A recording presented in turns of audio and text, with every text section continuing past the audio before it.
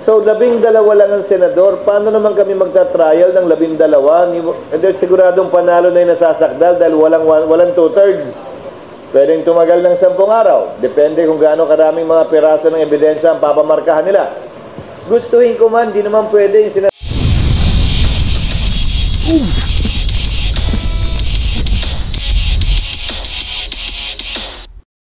SP, pa-specify lang po ng timeline na nakikita nyo po sa ngayon, kailan yung start, for example, ng pre-trial and yung trial mismo? Depende. Ulitin ko Pag inotorisa ako na ako lang magpadala ng summons na tingin ko pwede at dapat, pero kailangan pahintulutan ng plenaryo, 10 araw para sumagot. Mag-file ng answer. Matapos niyang matanggap yung summons namin. So, kailan niya matatanggap yun? So, gamitin mo 2 araw. 10 araw matapos matanggap naman ng prosecution na makapag-file sila ng reply. Kung gusto pa nila mag-file ng iba't ibang pleadings, tagli-5 araw yun mula sa pagkakatanggap. So, inulit ko. Rejoinder, surrejoinder, ad cautela pleadings which can mean anything. Meaning, pwede sila magsagutan hanggang gusto nila. Pagkatapos nun, sangayon sa Rules of Court, but a supplementary application to the Senate Rules on Impeachment, not more than 30 calendar days for us to set the pre-trial. Yung pre-trial, pwedeng tumagal ng 1 araw hanggang 5 araw. Pwedeng tumagal ng 10 araw. Depende kung gaano karaming mga piraso ng ebidensya ang papamarkahan nila. Pagkatapos nun, doon pa lamang pwedeng mag-set ng trial. So, SP, when is the earliest, in your estimate, na magagawa yung after the 20th Congress convenes? That's what I've been saying from day one. We will do all of the preliminary matters before trial, before the 20th Congress, but most likely, trial itself will commence once the 20th Congress convenes. Dahil kung hindi, tandaan nyo, matatapos ang term ng 12 senador pagkatapos ng June 30. Yung sinasabi kong palitan ng dokumento, tapos na yung June 30 dun So, 12 lang ang senador. Paano naman kami magta-trial ng 12? And then, siguradong panalo na yung nasasakdal dahil walang two-thirds. Diba? So the soonest time we can convene the impeachment court for trial purposes would be once the Senate is complete with 24 members. That will happen after June 30 and once the new Senate has entered into its function. SP, last na po, yun lang pong sa SC petition, yung order po for the Senate to comment. Sinabi niyo po na Solgen yung sasagot. Ano po yung extent ng participation ng Senate doon sa prosesong yun, if any? We will cooperate with the Solgen with whatever information or assistance they may need. I already talked with Solgen Guevara the other day, precisely to tell him that we are referring the case to him. Sabi ko, okay lang ba na sila mag-handle ng kaso dahil tila iba ang opinion ng ilang mambabata sa Kamara kaugnay sa bagay na ito. Maliwanag ang sagot niya, kaya ni-refer ko sa kanya yung kaso. Sabi niya, hindi party sa kasong to ang Kamara. Ang dinedemanda ng mandamos ay ang Senado lamang. At ikakatawan niya ang Senado kaugnay sa posisyong tinatahak na ng Senado ngayon.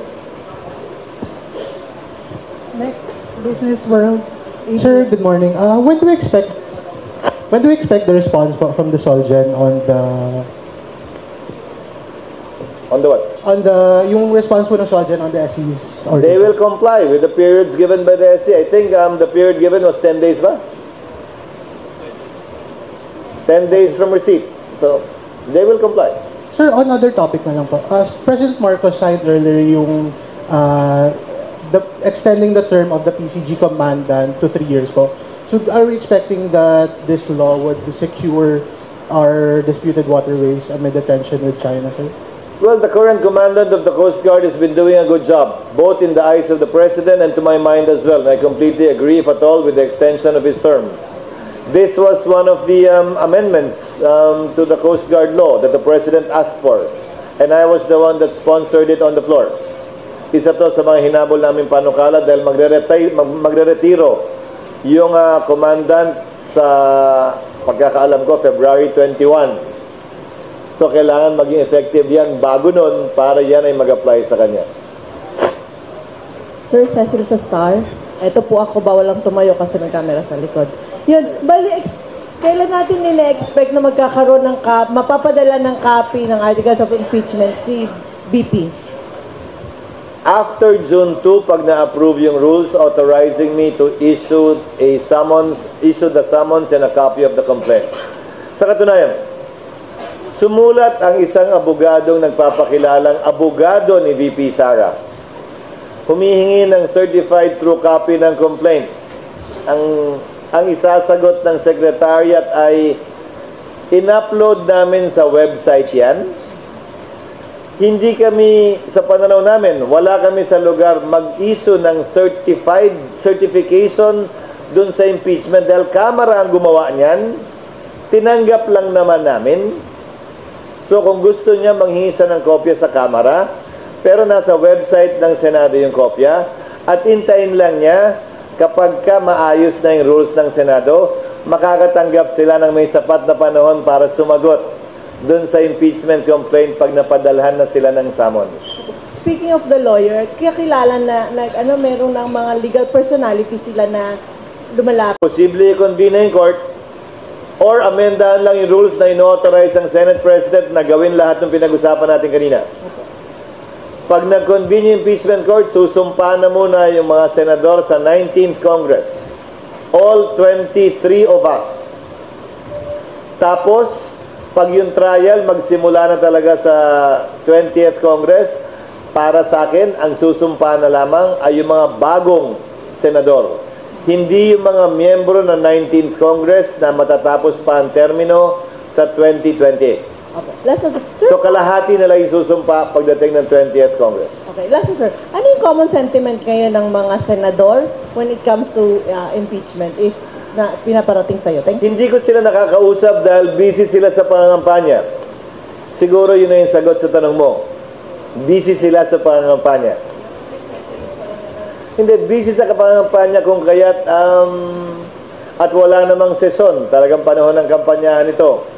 Kaya hindi para sa kanila na mangulit kaugnay sa bagay na ito.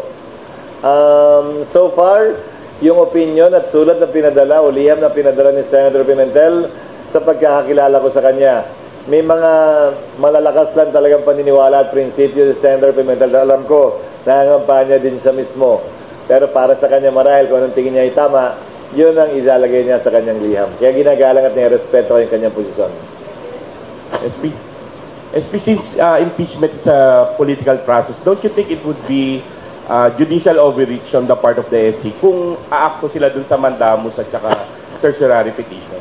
Ironically, it's not Congress or the recipient of a judicial order that decides whether or not it's overreach or not, whether or not it's overreach. It's the Supreme Court that gets to decide that. Very much like the situation I narrated. May mga pagkakataong nangihimasok ang Korte Suprema. May pagkakataong sinunod sila ng Kongreso, may pagkakataong hindi sila sinunod ng Kongreso. So yung pagpapasya kung judicial overreach yan ay case to case. But as a general rule, I think Congress and the Senate should follow decisions of the Court unless it is clearly violative of what we believe is right and constitutes already the overreach that you are mentioning. But as a general rule, I think we should be respectful of decisions of the Court and take them into consideration and not treat it lightly. Thank you. Ma'am Nancy. Hello, sir. Good morning. Good morning. Quite clear from the beginning that you said trial will push through. And you also said, in fact, nagbigay kayo ng examples on what have been followed, yung Supreme Court decision, not. And also, the question now is to when. Ang daming gustong mabilis. So what can compare under your leadership? Briko, Wala. sino ba yung may gustong bilisan? There are petitions in courts. I go, but those who want to rush the process are against the Vice President, are in favor of impeachment. Okay. Partisano nga eh.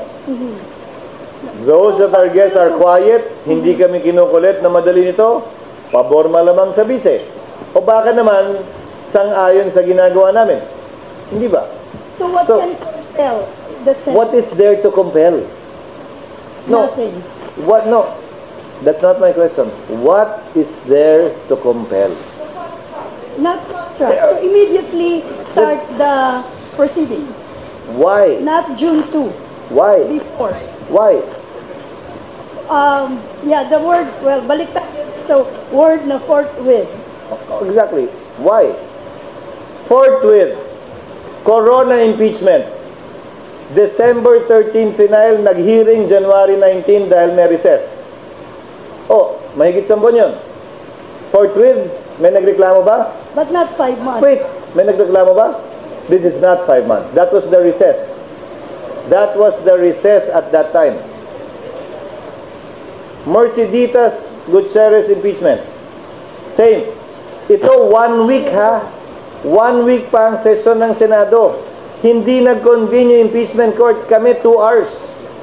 Nagreklamo ba kayo na madalin? Nagsabi ba kayo na mag-convene yung impeachment court ng December? Mercy Gutierrez. March 23, final ang impeachment. Nag-adjourn ng Senado March 26. Nag-convene ang impeachment court late May na rin. Mahigit 1 buwan din. Dahil nagkataon, yun din ang recess noon. Nagreklamo ba yung nagreklamo ngayon? Now, why should I treat this impeachment complaint differently from that of Gutierrez and Corona na nagkataong tumugma din sa recess? So I ask the question, why should we do it? Is the VP special? Or marami, nagigigil ka lang ba na matuloy na talaga to? Anong pinagkaiba? I don't see the urgency, neither do I see the basis for compelling us. Again, principally because we're merely following precedents na nagkataon ng ganun. Ni walang nagreklamo, ni isa sa kanila na mag-hearing kami nung Pasko nun. Nandun ako sa Senado nun eh. Na mag-hearing kami nung Mayo, bagaman walang eleksyon nun. So, tatawid siya sa 20th Congress. There's no, wala hong bawal doon. I mean, walang legal questions na pwede siyang magamit. Kung gaano karami ang abogado, ganun karami ang legal na question. Hindi ko pwedeng sabihin wala magka-question. But as I said earlier, ang SET, Senate Electoral Tribunal cases, tumatawid ng Kongreso. 19th to 20th, 18th to 19th, 17th to 18th, nagpapalit yung mga senador, may na-elect na bago, may nagre-retire na justice, tumatawid siya. And that's the closest analogy I can think of. That's a case, very much like an impeachment case, not a piece of legislation that has to start from scratch all over again. Because as we keep on saying and learning the words again in Latin, impeachment is sui generis. It's a class of its own.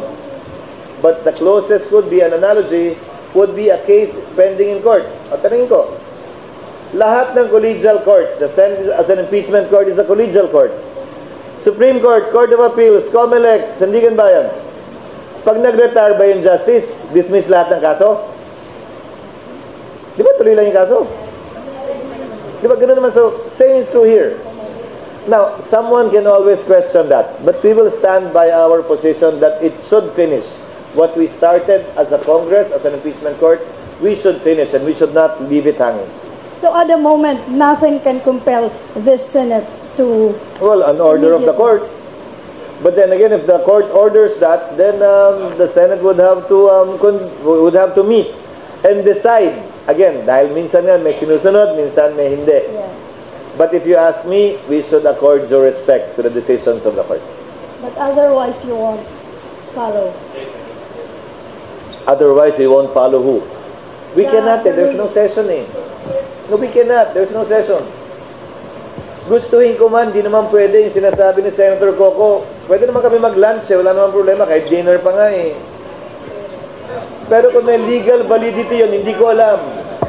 No, I don't know what legal validity it will have. And we're just opening up ourselves to legal question. Why will I do that? at this juncture? Ano? Ma'am.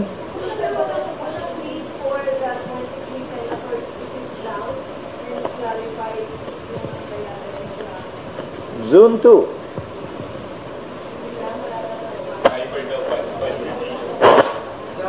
Hindi pinag-uusapan sa Viber group namin eh. May isang senador nagbabiyahe ngayon o nag-hunting. Yun ang pinag-usapan kanina umaga sa Viber group namin.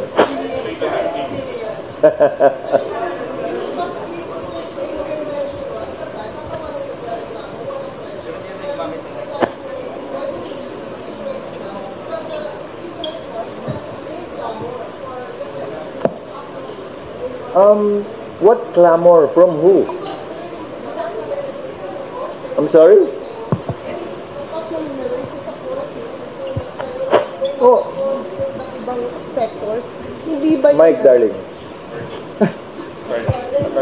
So, yun lang, sir. Parang to, ano lang, as an argument, to raise that, to answer that argument na